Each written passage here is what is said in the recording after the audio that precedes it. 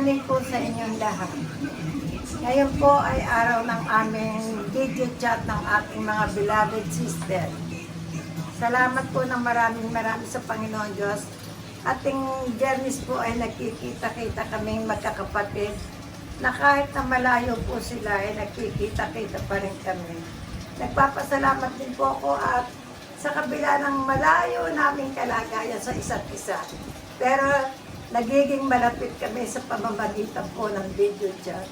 Maraming po salamat sa mga nagla-like sa aking video kasi yung anak ko mahilig sa video sa akin. Sabi ko, ayoko pag hindi ako nakaayos kasi nakakahiya eh.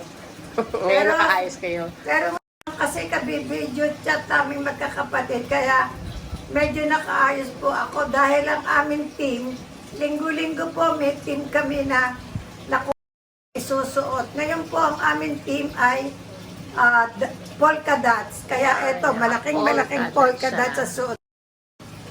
Kaya yung mga kapatid ko po lahat ay naka-polka dots.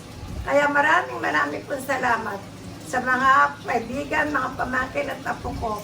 Ganon din ang aking anak na si Grace, si Sam at si CJ at si Amaya. Maraming salamat sa Panginoon at binibigyan pa ako ng kalakasan sa mga oras na ito. Pati ang aking mga kapatid, salamat sa Panginoon at binibigyan niyo pa rin po ng mga kalakasan ng kanilang malupang katawan. Alam niyo po, kaming magkakapatid ay matatanda na.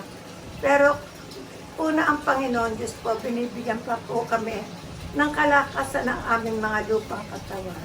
Kaya maraming po salamat sa lahat po ng mga biyaya na pinagkakaroon sa amin ng Diyos sa araw-araw. Ganon din po, sinashoutout ko si Dr. Bernie Di Matula at si Miss Lani Misalucha at saka sa aking mga happy birthday Miriam at saka si Rani at malapit na rin ang birthday ng aking anak na si Romel. Maraming po salamat. Congratulations si Nikki at si CJ. Ay congratulations anak. Ang aking pinalaking bata ngayon ay nag-propose na sa kanyang girlfriend for 11 years. Isipin nyo, 11 years hanggang ganon. Hindi pa rin sila, hanggang ngayon, strong pa rin ang kanilang relationship.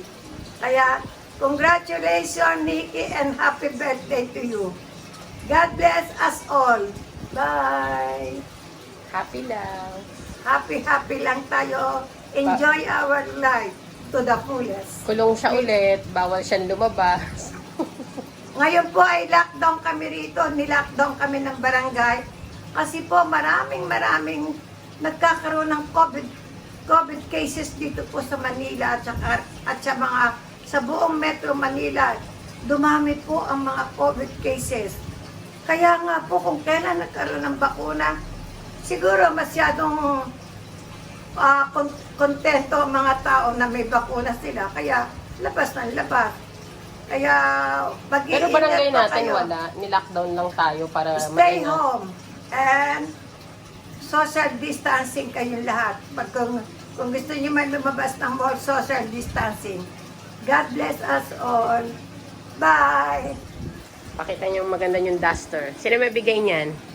Ito, ilang taon na to. Dati hindi magkasa sa akin, masikip. Kaya ngayon nagkasa na siguro, pumayat na ako. Kasi dati ang sikip nito hindi sadyang ko. Full siya. Babay na kayo. Bye! Nagbabay na ako, ilang babay ba? Itong anak ko, mahilig akong i-video. Thank you, Lisel, sa pagbibideo mo sa akin. Ang ulam namin tanghalian, Ay, request niya. ay adobong baboy. Ayoko kasi ng sinigang. Gusto ko adobo lang. Puro baboy. Hindi, kasi nagkaroon ako ng allergy sa manok. Pero hindi naman yung totally allergy. Pero pwede pa rin. Kaya lang mas gusto ko ang baboy kesa sa manok eh. Lalo pag tinola, hindi ko kinakain para akong nalalansahan. Okay. Bye-bye. Ayan ang Okay. kanyang mga pet. Nasa tapat ni mami itong mga fish eh. Yan ang kanyang libangan. Kapag nabuboard na siya.